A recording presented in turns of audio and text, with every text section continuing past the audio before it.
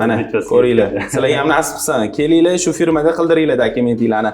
A'lo darajada qilib berishadi. Bugun elchixonadan vizalarni olib chiqdilar. Bu bilan akajon sizni tabriklab o'tamiz. Rahmat kattaman. Hammaga yana siz qatori boshqa insonlarga ham nasib qilsin. Avvalambor assalomu alaykum. 2023-yilda biz shu green card o'ynagandik. Keyin 2024-yil may oyida o'sha javoblari chiqadi. O'shani tekshirganimizda chiqqan ekan green card yutug'i. Keyin biz ko'p firmalarga borib ko'rdik, gaplashib ko'rdik. To'g'risi aytsak bizga ma'qul kelgani yo'q. O'zimlarni akamlar sizlarni maslahat berganlari uchun borib gaplashib ko'ringlar deganlari uchun keldik oldinglarga. Bizga ma'qul keldi. Avvalambor o'ylaydigan odam pul taraflama o'ylaydi-ku. Firma narxlari ham juda ham qulay. Hamyonbop ekan. Xodiminglar juda ham chiroyli qilib berdi. Ya'ni Qobil akaga kattakon rahmat aytib qolaman. Ya'ni sizga ham kattakon rahmat. Biz Kaliforniyaga ketamiz. Kaliforniya shtatini tanladik.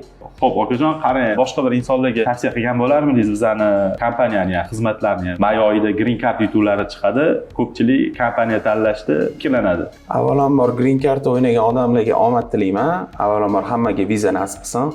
Yurakdan gapiradigan bo'lsam, haqqoniy gapiradigan bo'lsam, shu sizlarni firmanglarni o'ylab o'tirmasdan kimga bo'lsa ham tavsiya qila olaman. Chunki o'zim rozi bo'ldim shu firmadan.